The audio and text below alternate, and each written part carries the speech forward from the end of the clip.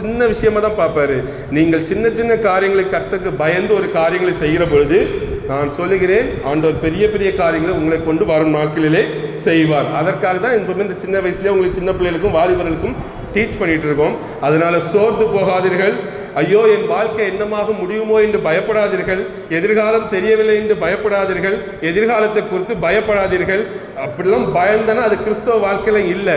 ஒரு நல்ல மனுஷன் என்பது பயப்படாமல் வெற்றியுள்ள ஒரு ஓட்டம் ஓடணும். ஓடுகிற ஓட்டம் வெற்றியுள்ள ஓட்டம் என்பதை தெரிந்து ஓடணும். அதற்காக தான் தரிசனம் கொடுக்கப்பட்டிருக்கிறது. அதனால உங்க வாழ்க்கையினுடைய எதிர்காலம் தெரியவில்லை என்றால் தெரிந்தவர்கள் அதில் உறுதியாக ஓடுங்கள்.